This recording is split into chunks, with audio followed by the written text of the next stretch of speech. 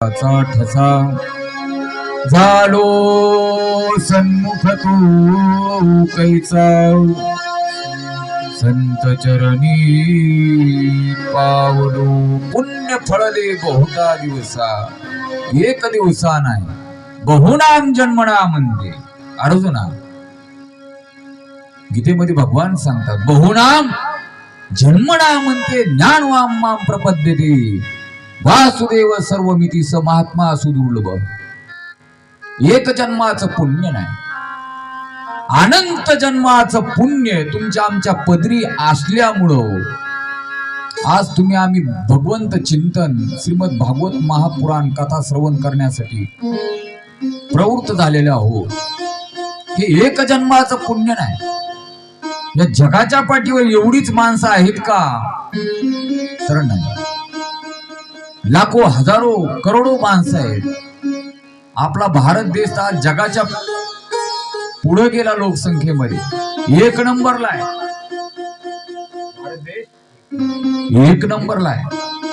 चायनाला पण क्रॉस केलं. एवढी लोकसंख्या आहे परंतु सर्वांच्याच जीवनामध्ये ते भाग्य नाही. मला जास्त बोलायचं नाही. काही वेळ दुर्लभ आहे. जीवनामध्ये मनुष्य देह प्राप्त होणे दुर्लभ आहे. संतांची संगती जीवनामध्ये दुर्लभ आहे. कबीरदास महाराज बोलतात बडे भाग से मानुष तन पावा सूर दुर्लभ सब ग्रंथ निगावा. बड़े भाग से मानुष तन पावा सूर दुर्लभ सब ग्रंथ निगावा. भाग्यवशात हा मनुष्य देह तुम्हाला आम्हाला प्राप्त झालेला आहे. नाहीतर भेटल का?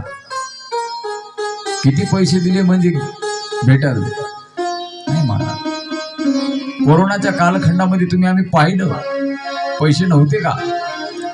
सर्व काय होत परंतु नाही शक्य नाही. असा दुर्लभ असणारा मनुष्य देह तुमच्या आमच्या जीवनामध्ये प्राप्त झालेला. मला याच्यावर विस्तारानं बोलायचं नाही. साधला हा देह काकटाली न्याय न घडीते उपाय घडो आले. जगद्गुरु तुकोबाराय बोलतात काकटाली न्यायाने हा देह तुमच्या आमच्या हातामध्ये सापडलेला आहे. नरदेह दुर्लभ जाना शतवर्षाची गणना त्यामध्ये दुःख यातना तुम्ही आठवा मधुसूदना. तुम्ही वासुदेव वासुदेव म्हणा. तुम्ही वासुदेव वासुदेव म्हणा. नका गुंतू विषय कामा. तुम्ही वासुदेव वासुदेव म्हणा.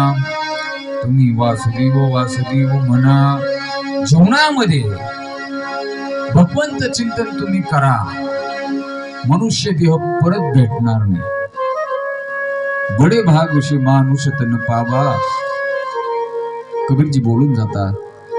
आणि याच्यानंतर जीवनामध्ये दुसरी महत्वाची गोष्ट आहे संतांची संगती. सूर दुर्लभ सब संत निगावा. वेळ मानवी जीवन आणि सत्संग अत्यंत दुर्लभ आहे. आचार्य बोलतात दुर्लभम त्रयमेव तद् देवानुग्रह हेतुकम.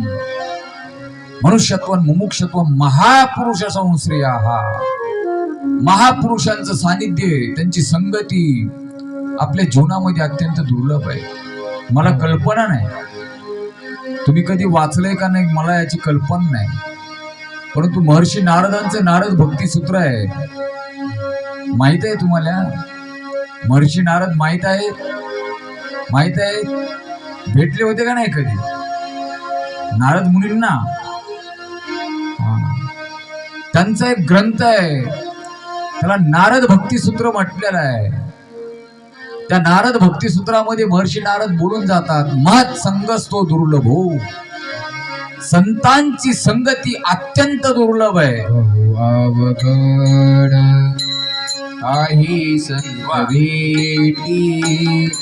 बहु अवघड आहे संत भेटी. बहु अवघड आहे संत भेटी बहु अवघड आहे संत भेटी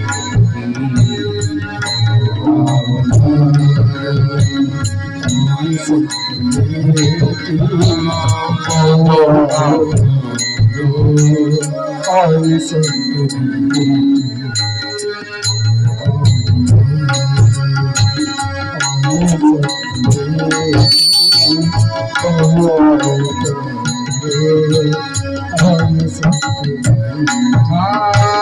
तरी जगजीती कृपाती तरी जगजीती कृपाती ऐसे भर में माझा दावी नारायणा ऐसे भर में माझा दावी नारायणा ऐसे भर में माझा दावी नारायणा ऐसे भर में माझा दावी नारायणा जगद्गुरु तुकोबारा बोलतात जगद्गुरु तुकोबारा बोलतात बहु अवघड असे संत भेटी परी जग जेठी करुणा केली. संतांची भेट अत्यंत अवघड आहे. जोपर्यंत भगवंताची कृपा तुमच्या आमच्यावर होणार नाही तोपर्यंत संत भेट होणार नाही. आणि एक ध्यानात घ्या, संत भेटल्याच्या नंतर त्या संतांकडे काय मागावं, त्यांना काय विचारावं, याला विशेष महत्व आहे. थोडा आवाज द्या दादा. जीवनामध्ये संत सहजासहजी भेटत नाही. आणि एखादे संत जर भेटले, बरं संत ओळखायला पण येत नाही कोण संत आहे. आपल्या आजूबाजूला कितीतरी संत होऊन गेले. मी बोलेल, माझं गाव तुमच्या या वेलतूर पासून 550 किलोमीटरवर माझं गाव आहे. परंतु तुमच्या बाजूला आंबोरा आहे, बरोबर आहे? आंबोरे,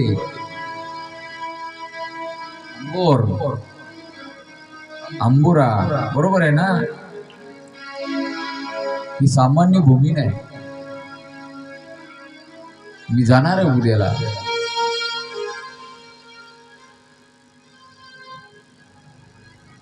आमचे मुकुंदराज स्वामी यांच्या गुरूंची ती भूमी आहे. मुकुंदराज स्वामी तुम्ही आले कधी दर्शनाला? आंबेजोगाईला त्यांची संजीवन समाधी आहे.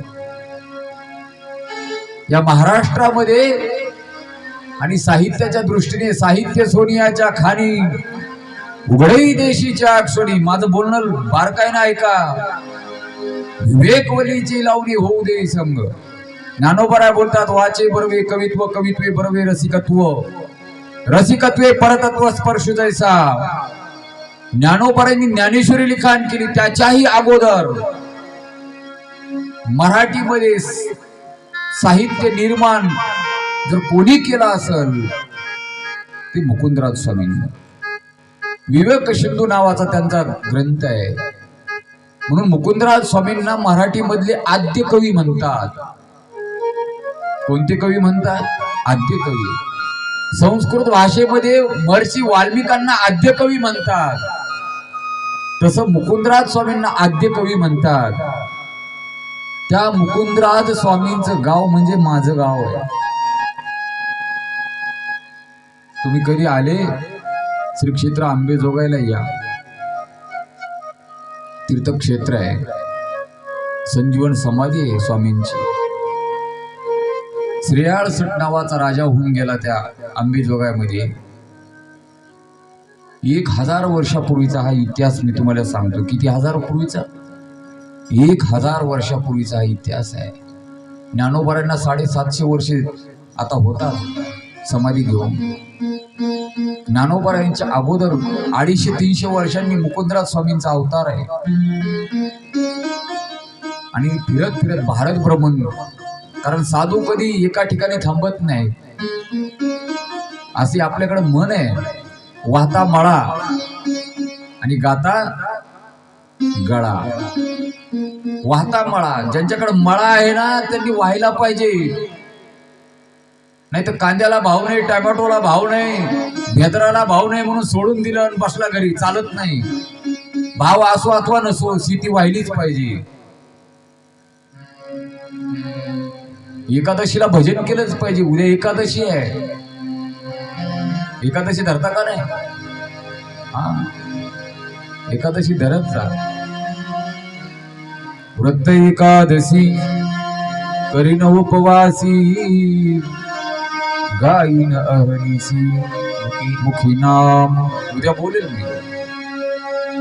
वाहता मळा आणि गाता गळा हा साधू सतत फिरता असतो. साधू कधी थांबत नाही.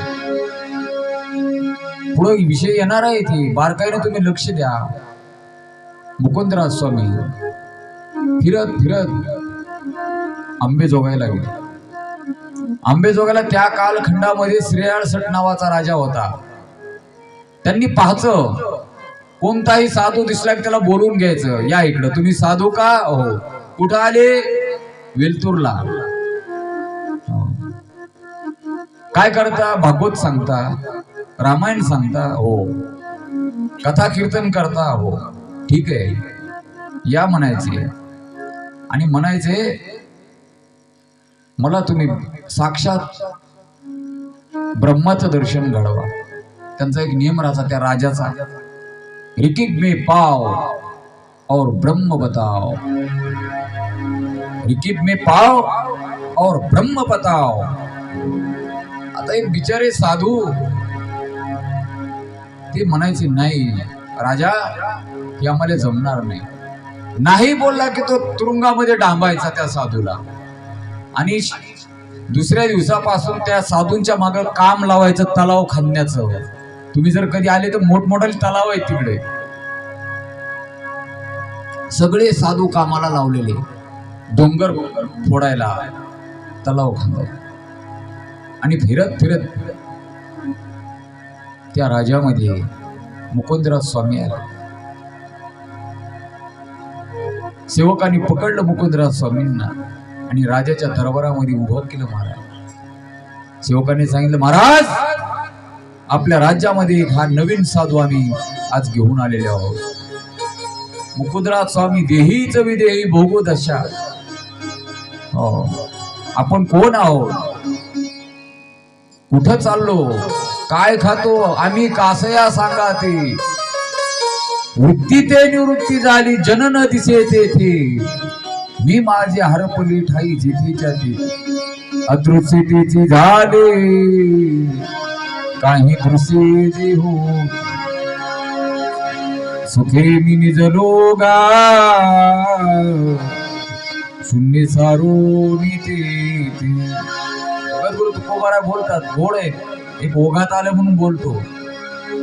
अनिक दुसरी मज नाही आता, अनिक दुसरी मज नाही आता. नेमिलिया चित्ता पासूनिया, नेमिलिया चित्ता पासूनिया. पांडुरंग झाली पांडुरंग मागे, पांडुरंग झाली पांडुरंग पांडुरंग झाली पांडुरंग मागे, पांडुरंग झाली पांडुरंग मागे.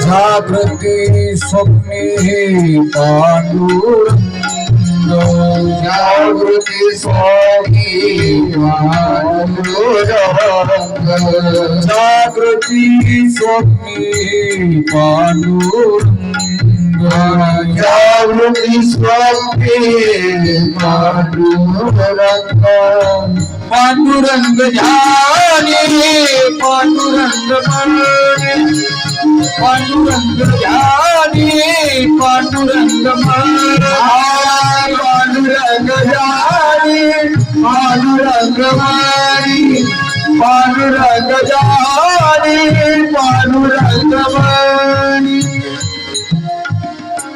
या अवस्थेवर मुकुंदराज स्वामी आहे, दुसरं काही नाही मला. दिन रजनी हाची धंदा गोविंदाचे पोवाडे, नकडे दिवस की राती, आणि दरबारामध्ये उपस्थित केलं.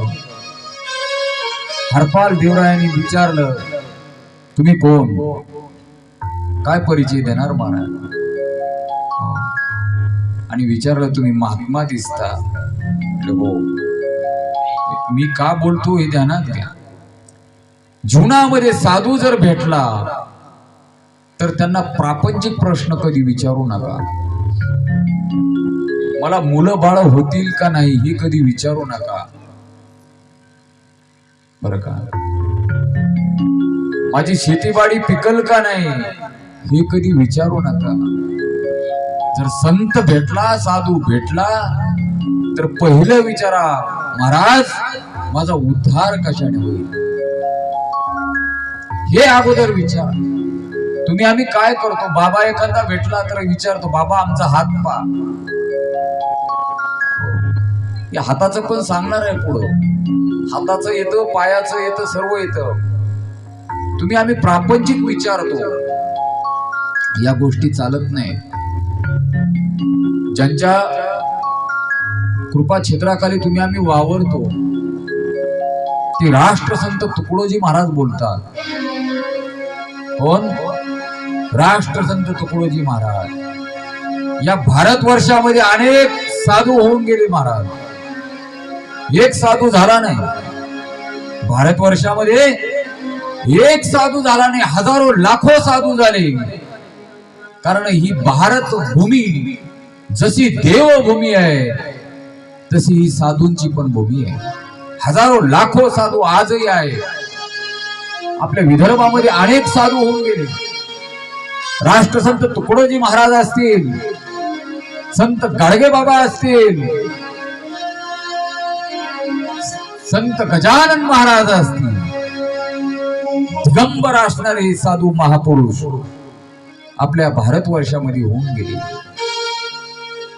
ज्या राष्ट्रसंत तुकडोजी महाराजांनी भारत स्वतंत्र करण्यासाठी हाडाची काढ केली, समाज जागा केला. मर जाएंगे मिट जाएंगे, मर जाएंगे मिट जाएंगे. देश स्वतंत्र करण्यासाठी जे वीरशरी आहे, वीरश्री राष्ट्रसंत तुकडोजी महाराजांनी आपल्या रक्तामध्ये बांधली आणि देशातला हा समाज जागा केला, तरुण जागा केला. भारत स्वातंत्र्याची चळवळ राष्ट्रसंतांनी उभा केली. जेलही भोगला, तुरुंगवास भोगला. त्या राष्ट्रसंत तुकडोजी महाराजांची गाथा अलौकिक आहे. गुरुदेव मंडळची बरीचशी मंडळी आपल्याकडे आहे का नाही? आहे ना? वा, धन्यवाद. काय म्हणतात तुकडोजी महाराज? जीवनामध्ये जर साधू भेटला तर एक ध्यानात घ्या, तुकडोजी महाराजांचे शब्द आहेत. तुकडोजी महाराज बोलतात, सांगा मी काय करू, सांगा मी काय करू, सांगा मी काय करू, सांगा मी काय करू. बरोबर आहे. सांगा मी काय करू, सांगा मी काय करू, सांगा मी काय करू, सांगा मी काय करू. भक्ती करू का उठ भरू भक्ती करू का उठ भरू सांगा मी काय करू सांगा मी काय करू सांगा मी काय करू सांगा मी काय करू सांगा मी काय करू सांगा मी काय करू मन दे जरा इकडे मन दे राष्ट्रसंत तुकडोजी महाराज बोलतात आपल्या जीवनामध्ये महाराज मी काय करू कारण अंतःकरणात असणार हे मन द्विधा अवस्थेमध्ये आहे काय करू कळत नाही खरं काय खोटं काय नित्य काय अनित्य काय विनाशी काय अविनाशी काय खरं खोट्याचा निवाडा सामान्य जीवाला करता येत नाही काय करावं हा जीव बोलतो महाराज मी माझ्या जीवनामध्ये नेमकं काय करू मला तर समजत नाही मी अज्ञानी आहे पामर आहे विषय आहे काय करू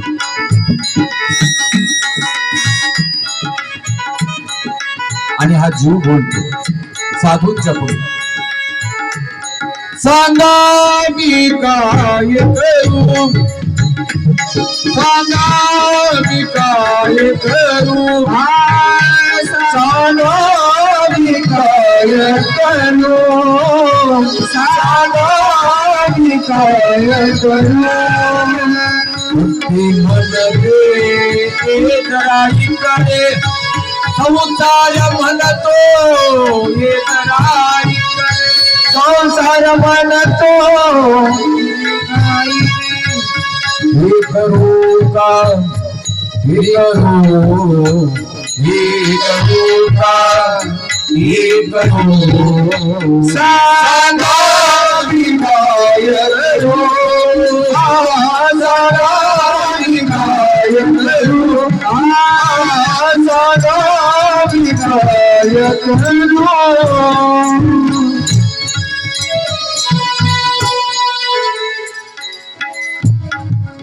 बरोबर आहे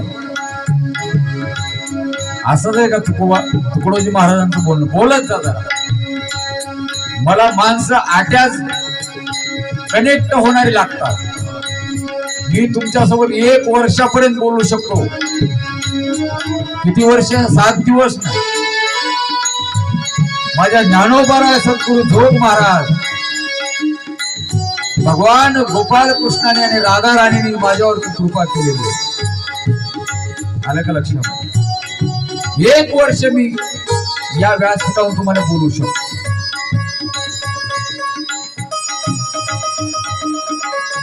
अतिशोक्ती नाही ही विनयता आहे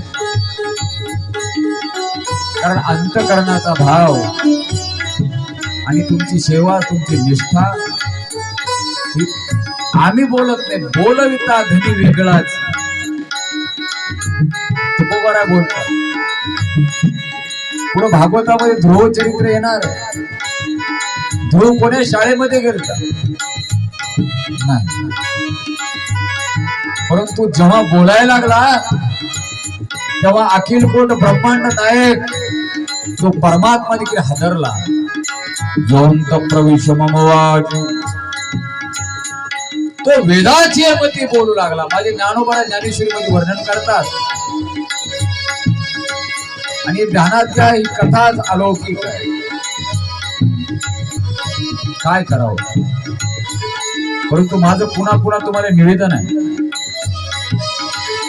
तुम्ही आमच्यासोबत कनेक्ट झाले पाहिजे आमचा हेतू एवढाच कथेमध्ये कनेक्ट होणं गरजेचं आहे राष्ट्रसंत तुकडोजी महाराज बोलतात की काय करू प्रपंच करू का परमार्थ करू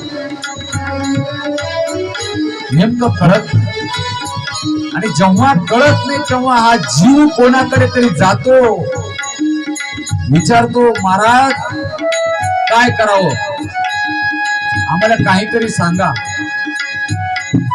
महिला पण शेजारणीकडे जातात आणि विचारतात, अगे तुला काही जमत का बघ, मला एक कळ नाही. बरोबर आहे, विचारलं जातं. हित काय अहित काय, अध्यात्मामध्ये हे साधकाला सहजासहजी कळत नसतं. जेव्हा तो कळत नाही तेव्हा साधक संतांकडे जातो, संतांना विचारतो मी माझ्या जीवनामध्ये काय करू? कारण भगवान गीतेमध्ये सांगतात, अर्जुना तू जेव्हा संतांकडे जाशील ना तेव्हा एक कर. गीतेमध्ये भगवान बोलून जातात, 4था अध्याय गीता वाचता का नाही?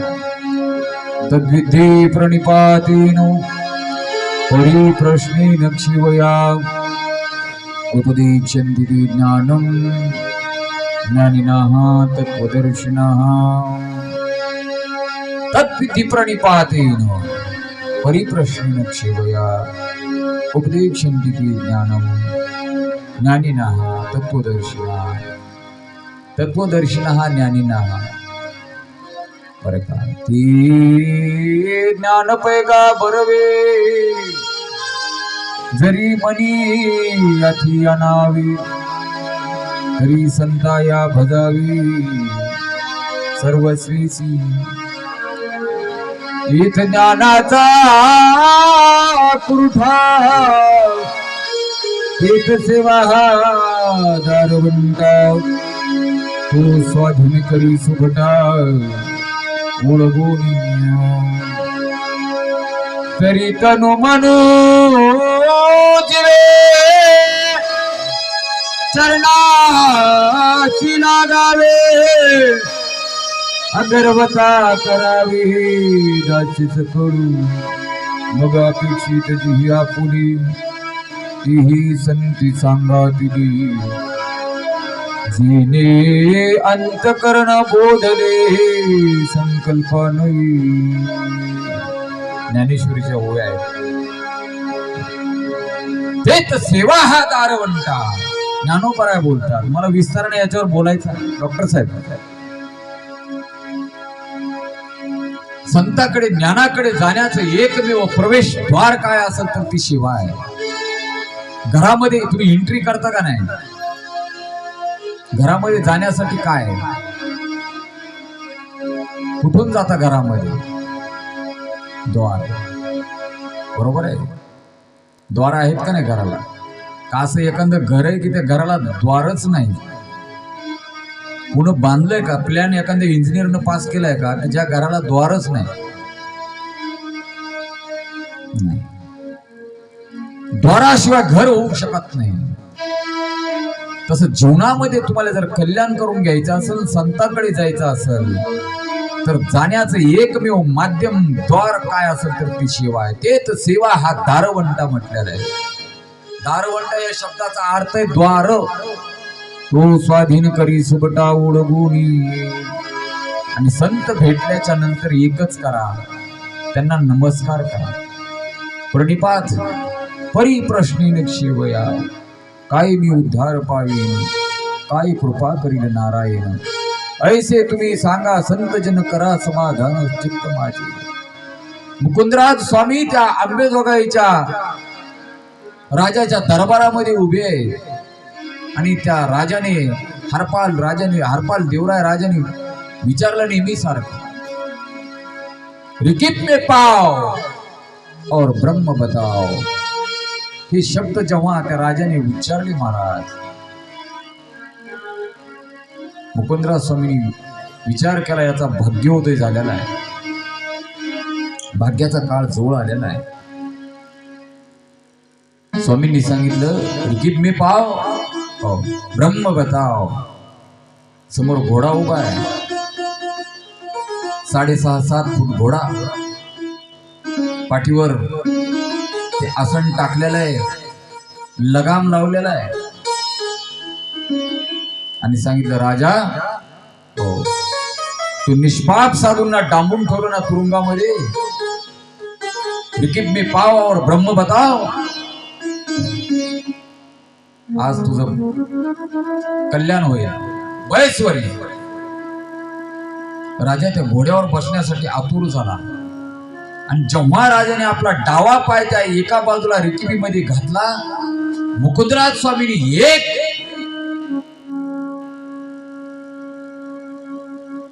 कोरडा मारला त्या घोड्याला.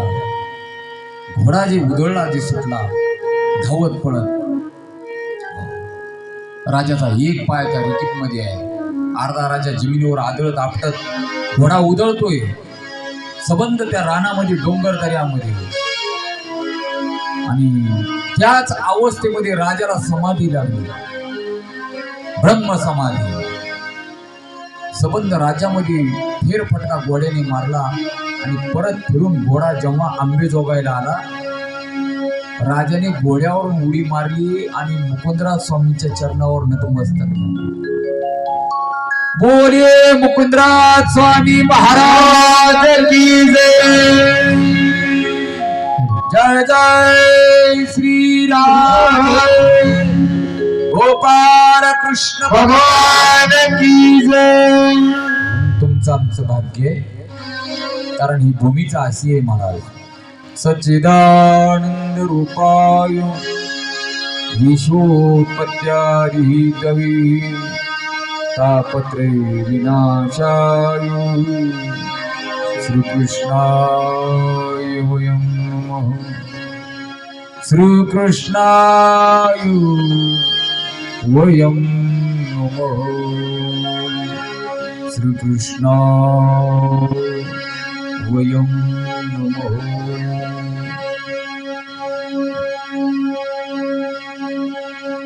ही भूमी कशी आहे याचं सुंदर चिंतन श्रीमद भागवत महात्मा आपलं प्रारंभ होत आहे.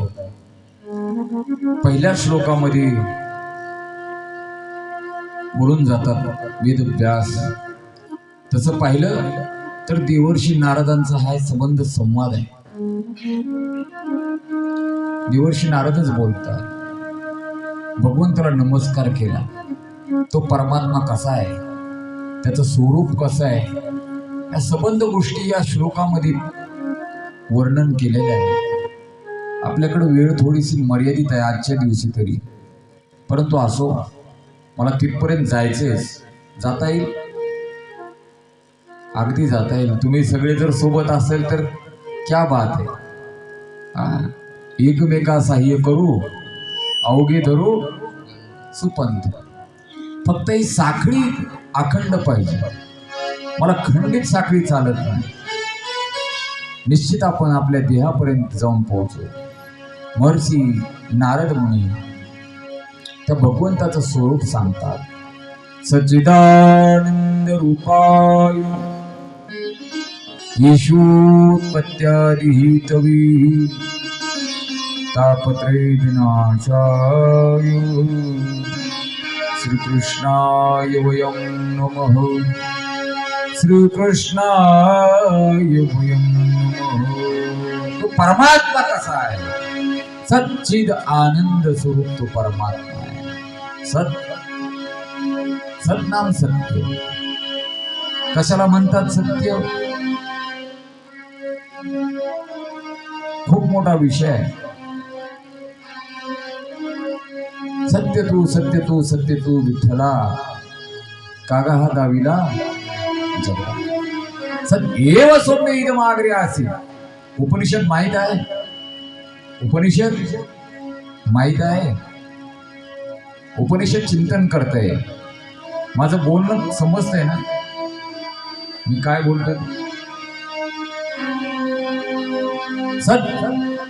एव सौम्य इदम आग्रे आसी नेहत नारास्ति किंचन. ही उपनिषद श्रुती माता सांगते. या जगाच्या पाठीवर परमात्मा सत आहे, सत्य आहे. आणि ते सत्य त्रिकाला बाधित्वम सत्यत्वम आहे. त्रिकाला बाधित्वम सत्यत्वम. परमात्मा कालही होता, परमात्मा आजही आहे आणि परमात्मा उद्या पण आहे. याला त्रिकाला बाधित्वम सत्यत्वम म्हटलं जातं.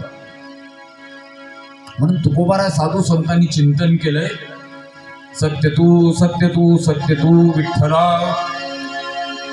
कागा हा दाविला जगदाकार सत्यम ज्ञानम अनंतम ब्रह्म.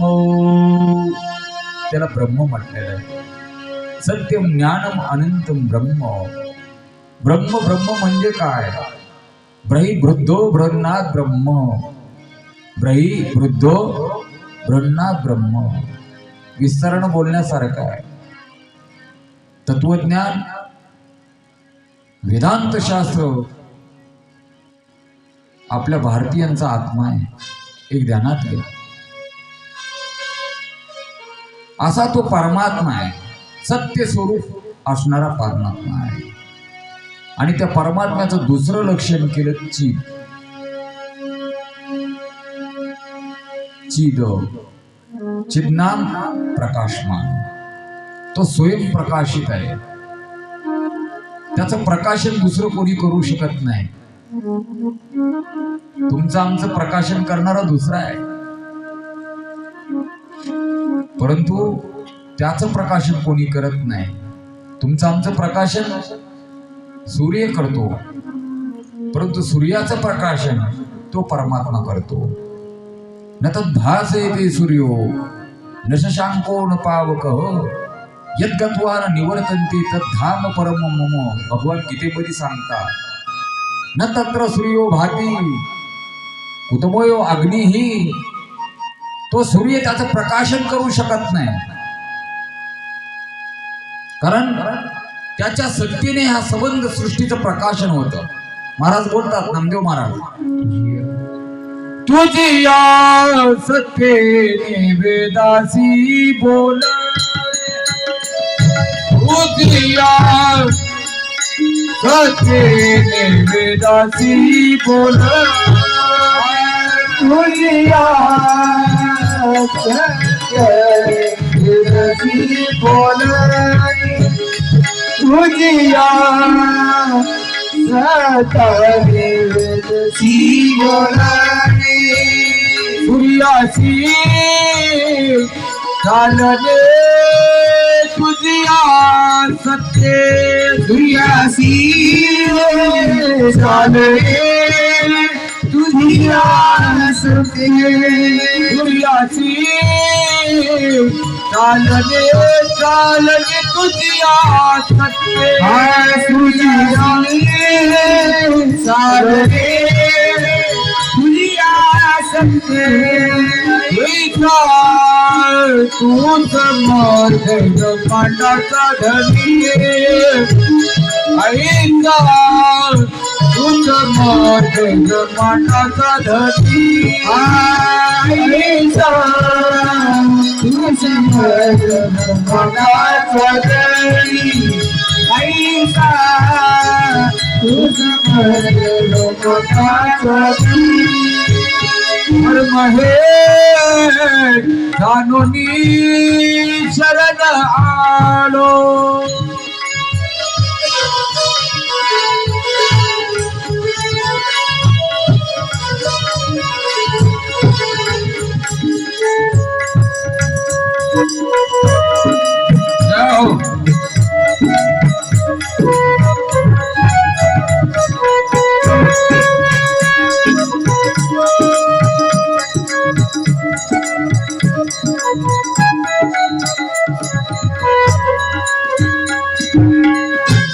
तो परमात्मा समर्थ आहे.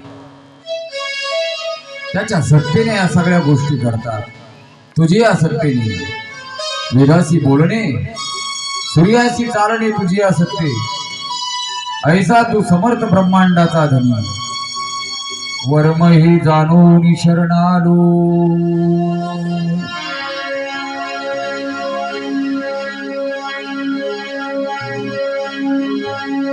9:30 थांबायचं ना, पुढं 10 मिनिट पुढं जायचं का? पुढं विचारतो सर्वांना.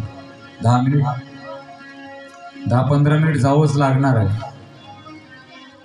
बरोबर आहे. पहिला दिवस आहे, सुरुवात करायला पण थोडासा वेळ गेला, 15-20 मिनिट गेले.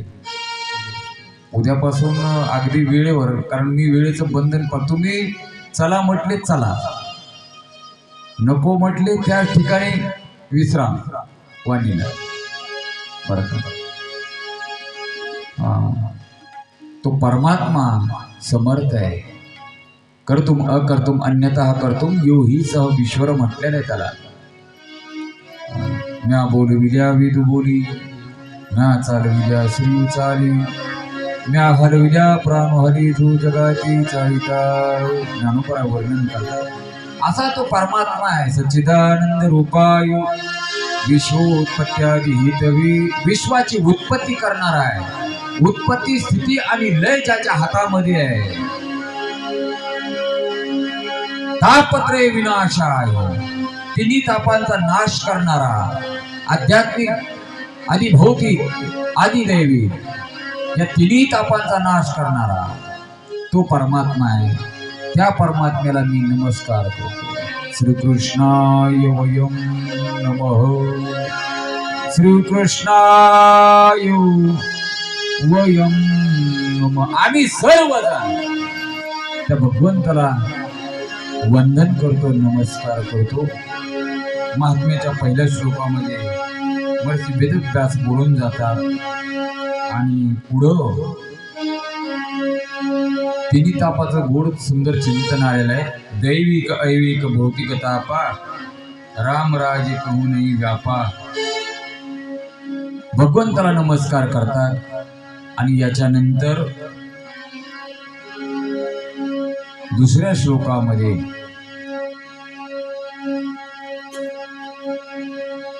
शुकाचार्यांना नमस्कार केलेला आहे. शुकाचार्य जे आपल्या आईच्या उदरामध्ये 12 वर्षे थांबले, जन्म घेण्यासाठी 12 वर्षे थांबले. 12 वर्षी लपाली रे आणि जेव्हा बाहेर प्रगट झाले महाराज, ते नागड्याची पळून गेले, अरण्यामध्ये जंगलामध्ये पळून गेले. अशी जी वैराग्य महामेरू त्या शुकाचार्यांना दुसऱ्या श्लोकामध्ये नमस्कार वंदन केले. यं प्रवजंत मनोपीत मपीत कृत्यं द्वैपायनो विरह कातरू आजुहाव पुत्रेति तन्मयतया तरौ विनेदुस् तं सर्वभूतहृदयं मुनिमानतोऽस्मि. तं सर्वभूतहृदयं मुनिमानतोऽस्मि. शुकाचार्य महाराज अरण्यामध्ये पुढे पळत आहे, जंगलामध्ये जात आहे. पाठीमागे पिताश्री वेदव्यास मुनी पळत आहेत. बेटा अरे रुक जाओ, ये खेती भी करनी है, बाड़ी भी करनी है, खेती भी करनी है, नागपुर जाके कुछ लेकर भी आना है, गाड़ी भी लेनी है, सब कुछ तुम्हें ही करना है, थोड़ा सा रुक जाओ. असंच बोलता ना तुम्ही पोराला सांगता का नाही? तुमचे पोरं कुठंच जात नाही, जा म्हटले तरी जात नाही. कुठं चालले? जाणार नाही. परंतु शुकाचार्य जसे जन्मले तसेच अरण्यामध्ये पळत सुटले. पाठीमागे व्यास धावतात, अरे पोरा थांब. परंतु शुकाचार्यांचं लक्ष नाही. व्यास मागून आवाज देतात, तेव्हा जंगलामधले पशु पक्षी झाडे प्रतिसाद देतात आणि सांगतात व्यासांना, हे वेदव्यास मुनी तुम्ही कोणाला थांबा म्हणता? तो सर्व भूत हृदय असणारा स्थित असणारा तुमचा मुलगा आहे. शुकाचार्य म्हणजे सामान्य नाही, तो प्रत्येकाच्या हृदयामध्ये आहे, पशुमध्ये आहे, पक्ष्यामध्ये आहे, माणसामध्ये आहे, झाडामध्ये आहे, या वेलीमध्ये आहे, फुलामध्ये तोच आहे. असा सर्व स्थित असणारा शुकाचार्य, त्या शुकाचार्याला या ठिकाणी वंदन केलेलं आहे. आणि याच्यानंतर सूतजी महाराज किंवा देवर्षी नारद मुनी श्रीमद भागवत कथेचं जे ठिकाण सांगितलं ते नैमिषारण्य. नैमिषारण्य या ठिकाणी पावन पवित्र गंगेच्या काठावर हे कथेचं ठिकाण सांगितलेलं आहे. शौनकादी 88,000 ऋषी त्या गंगेच्या काठावर एकत्रित आहे आणि एका मागून एक कथा झाली की दुसरी कथा, दुसरी झाली की तिसरी, तिसरी झाली कथा झाली की बस कथा मात्र एक जीवनम. कथा हे ज्यांचं जीवन आहे, दुसरं काही नाही. आपल्याही गावामध्ये प्रतिवर्षी कथा होते. यावर्षी श्री हनुमानजी महाराजांच्या बाबांच्या मंदिरामध्ये कथा आली. बरोबर आहे. गेल्या वर्षी रेणुका मातेकडे होती का नाही, देवीच्या मंदिरामध्ये. बरोबर आहे. रेणुका माते कोणतं मंदिर? गंगा मातेच्या. हो, गंगा अवतरण तिथं सुंदर झाला असता. अजून पाहू कधीतरी भविष्यात पुढे. गंगा मातेच्या मंदिरामध्ये कथा होती. आता पुढल्याही वर्षी अजून कोणतं मंदिर आहे गावामध्ये? दत्त मंदिर. वा वा, दत्त दत्त. जानवीच्या काठावरच कथा होईल. ऐशी लागले ध्यान, हरपले मन झाले उन्मन, मितूपणाची झाली बोलवन, एका जनार्दनी महान योगी दत्तात्रय. येईल पुढं. यदु अवधूत संवाद कधी ऐकला का भागवतामध्ये? ऐकला? यदु अवधूत संवाद पुढं आहे, 12व्या स्कंदामध्ये येतो. तो विस्तारानं बोलण्यासारखा आहे, परंतु वेळेची मर्यादा आहे. असो, असा तो शुकाचार्य आहे. त्याला वंदन केलं. नैमिषारण्य भूमी सांगितली. 88,000 ऋषी मुनी एकत्रित आहेत आणि या 88,000 ऋषींच्या मध्ये सूतजी महाराज प्रगट होतात. बोलिये सूतजी महाराज की जय. सर्व उठून उभे राहिले. सूतजी महाराजांना नमस्कार केला, वंदन केलं आणि आसनस्थ केलं. सूतजी महाराज हे वयाने छोटे आहे, लहान आहे. आणि शौनकादी ऋषींनी विचारलं, महाराज हो, इथं बोलण्यासारखं अजून बरंच आहे बरं का. आमच्याकडे तुमच्याकडे काहीच नसतं, परंतु अहंकार गर्व खूप मोठा असतो. 80,000 वर्षाचे असणारे ऋषी मुनी 20-22 वर्षाच्या सूतजी महाराजांच्या चरणावर नतमस्तक होता. अलौकिक आहे. अरे या महाराष्ट्रामध्ये माझ्या ज्ञानोबारांच्या चरणावर 1400 वर्ष जो जगला चांगदेव, तो नतमस्तक झाला. 16व्या वर्ष आले लोटांगणी चांगदेव. तुमच्या आमच्याकडे काहीच नसतं, पण एवढा ताठा असतो महाराज, कुणाच्या पुढे तुम्ही आम्ही नतमस्तक होत नाही. चांगदेव महाराज 1400 वर्ष जीवन जगले. तुम्ही इतिहास डोकावून पहा. आणि 4 भावंड, 16 वर्षाचे ज्ञानोबा आहे, 18 वर्षाचे निवृत्तीनाथ दादा आहे, 14 वर्षाचे सोपान काका आहे आणि 12 वर्षाची माझी मुक्ताई आहे. 4 भावंड मजल दरमजल करत श्री क्षेत्र पैठणहून परत आळंदीकडे निघाली. शांतीप्रभा नाथ बाबांची प्रतिमा या ठिकाणी तुम्ही ठेवली. कधी आले तर या पैठणला, नाथ उत्सवाला, षष्टीला. आपला फड आहे इथे. बरेचसे ताई माझ्या समोर आहे. ओमदेव महाराजांना कल्पना आहे, आमचा फड आहे. सगळीकडे दिंड्या असतात आमची, मोठमोठाले कार्यक्रम चालू असतात. त्या पैठणहून शुद्धीपत्र घेऊन ही 4ही भावंडे परत आळंदीला निघाली आणि वाटेमध्ये चांगदेव महाराज ही समाधी लावून बसले होते. रस्त्याच्या काठाने जात असताना ते छोट्याशा मुक्ताईने दृश्य पाहिलं.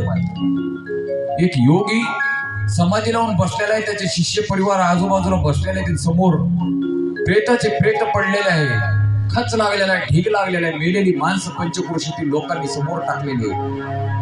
आणि ही 4 भावंडे त्या ठिकाणी आली. छोट्याशा मुक्ताईने एक जणाला विचारलं, म्हणले काका तुम्ही काय करत आहात? त्यांनी सांगितलं, बाळ ही माझी वडील आहे. माझा भाऊ आहे, माझी पत्नी आहे, माझे मालक आहे, हे वारलेले आहे, यांचा मृत्यू झालेला आहे आणि आम्ही 4-4 महिन्यापासून या ठिकाणी ही प्रेत सांभाळीत बसलेलो आहोत. म्हटले काय कारण? ते म्हटले हे समोर बसलेले जे योगी आहेत, या योग्यांचं समाधी उत्थान झाल्याच्या नंतर, त्यांनी दृष्टिक्षेप केल्याच्या नंतर ही सबंध प्रेत उठतात आणि नंतर जिवंत होऊन घरी निघून जातात. मुक्ताईने विचारलं किती दिवस झालं? कोणी सांगते 2 महिने झालं, कोणी सांगते 4 महिने झालं, कोणी म्हणते वर्ष झालं. आणि इतकाले दिवस जर तुम्ही बसून राहिले तर तुमचा घर, प्रपंच, शेतीबाडी यांचं काय होणार? आणि तेही प्रेत सांभाळत. मुक्ताईने इकडे तिकडे पाहिलं, एक हाड पडलेलं होतं. ते हाड होतं कुत्र्याचं. ते हाड उचललं मुक्ताईने, 2 मंत्र बोलले आणि ते हाड ओवाळलं आणि फेकून दिलं त्या प्रेतावरून. जसं हाड ओवाळून फेकून दिलं, अहो जाऊ द्या, हे प्रेत उठले, यात नवल नाही, काही विशेष नाही. त्या हाडाचं कुत्र झालं, ते कुत्र करता करत पळत सुटलं. काय झालं? त्या हाडाचं कुत्र झालं. नंतर हे चांगदेव महाराज उठले समाधीतून, एकही प्रेत समोर नाही. चांगदेवाने विचारलं, का रे? बोलले कोणी मेलं नाही का? शिष्य थरथर थरथर कापत आहेत. नाही म्हणावं तर बाबांनी वर्षापासून समाधी लावलेली, आणि हो म्हणावं तर काय सांगावं? एक जणांना सांगितलं, महाराज हो, आपल्या पंचक्रोशीमध्ये बरीचशी लोक मेली होती. हो, मग काय झालं? त्याने सांगितलं 4 छोटी छोटी मुलं आली, त्यामध्ये एक मुलगी होती. तिने एक हाड उचललं आणि ओवाळून फेकून दिलं. सर्व हे प्रेत उठून घरी गेली. परंतु महाराज, जे हाड ओवाळून फेकलं होतं ते कुत्र्याचं हाड होतं, त्या हाडाचं कुत्र झालं. आणि चांगदेव महाराजांना शॉकच बसला. महाराज कोण असतील? चांगदेव महाराज सामान्य नव्हते. डोळे झाकले आणि चांगदेवांच्या ध्यानात आला, अरे बाप, हे तर महान योगी आहे. चांगदेव महाराज अष्टांग योगी आहे. 1400 वर्ष त्यांनी जीवन व्यतीत केलं. पत्र पाठवलं पुढं, इतिहास तुम्हाला माहिती आहे. चांगदेव 65 लिखाण झाली. आकाश मार्गी आले चांगदेव महाराज, वाघावर बसून, हातामध्ये वासुकीचा सापाचा चाबूक आहे. ज्ञानोबरायांना समजलं. निरोप आला पुढं. ज्ञानोबराय सकाळी सकाळी सूर्य उगवलेला आहे पूर्वेला, आणि एका मातीच्या भिंतीवर ही 4 भावंडे आळंदीमध्ये बसलेले आहेत. काय करावं? शेवटी ज्ञानोबरायांनी त्या मातीच्या भिंतीला आज्ञा केली, माते हो, अष्टांग योगी येत आहे. आणि बस ती भिंत चालायला लागली. चालविली जड भिंती, हरली चांगयाची भ्रांती, मोक्ष मार्गीचा सांगाती. ज्ञानोबा माझा साधकांचा माई बाप, दरुशनी हरितापो, सर्वभूती सुखरूप. ज्ञानोबा माझ.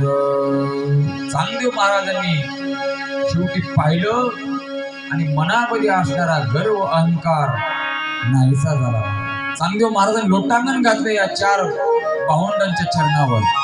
चांगदेव महाराज बोलतात, चांग देव मोने आजी जन्मा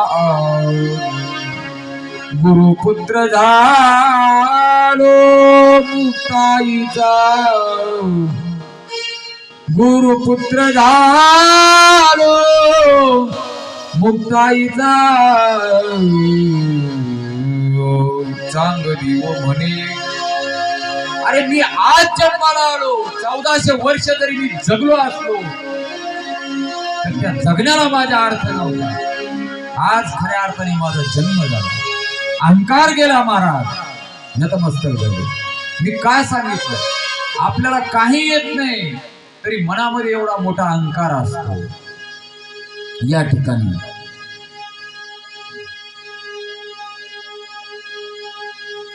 नैमिष अरण्यामध्ये 88,000 ऋषींनी सूतजी महाराजांना दंडवत घातला आणि सांगितलं, महाराज तुम्ही एक काम करा, आताच आमची कथा संपलेली आहे, परंतु आमची इच्छा आहे आम्हाला परत कथा श्रवण करायची आहे, तर तुम्ही कृपा करा आमच्यावर, आम्हाला कथा सांगा. आणि ती कथा अशी सांगा की ज्यांनी आमचं जीवन कान तृप्त व्हावे, अशी कथा तुम्ही आम्हाला सांगा. आज सांगू उद्या सांगू असं बोलत आहेत सूतजी महाराज. परंतु साधू संत म्हणतात, हे सूतजी महाराज तुम्ही ज्ञानी आहात, आज उद्या नका करू, कारण आजचा दिवस उद्या नाही, उद्याचा परवा नाही. तेव्हा याच क्षणाला आत्ताच ताबडतोब आम्हाला कथा सांगा. नसल तर या जीवनाचा खऱ्या अर्थाने काय उपयोग आहे? हे जीवन तुमच्या आमच्या हातात आहे का? काय होईल सांगता येत नाही. ग्रास गीता सत्ता हाती नाही. एक बोलू का?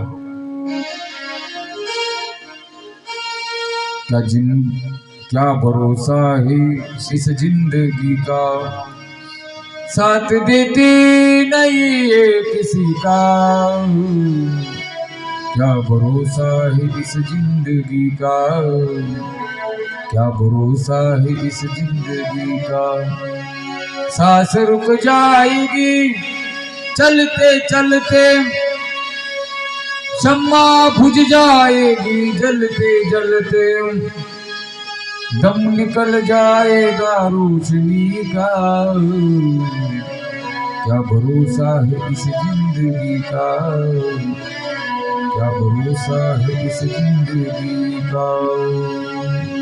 तेव्हा तुम्ही आताच आम्हाला कथा सांगा, कारण या काळाच्या ओघामध्ये, काळाच्या तडाख्यामध्ये आम्ही वाचू जगू हे सांगता येत नाही. आम्हाला कथा सांगा.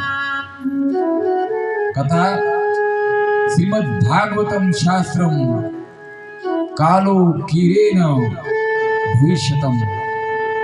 श्रीमद भागवत कथा सांगा अशी ज्यावेळेस विनंती करतात, तेव्हा सूतजी महाराज बोलतात, हे शौनकादी ऋषीयो, या कलियुगामध्ये श्रीमद भागवतासारखं ग्रंथ या जगाच्या पाठीवर नाही. श्रीमद भागवत अलौकिक आहे.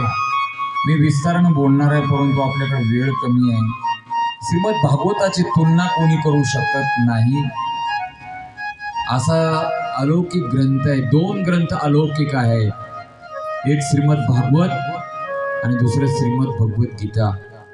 हे 2 ग्रंथ अलौकिक आहेत. पुढे मी सिंहावलोकन करेल या ग्रंथाच्या संदर्भामध्ये, परंतु तुर्तास हे 2 ग्रंथ अलौकिक आहेत. पहिला ग्रंथ आहे श्रीमद भगवद्गीता आणि दुसरा श्रीमद भागवत गीता. गीता से हमारा क्या नाता है? गीता से हमारा क्या नाता है? गीता तो हमारी माता है. गीता भागवत करीति श्रवण, गीता भागवत करती श्रवण,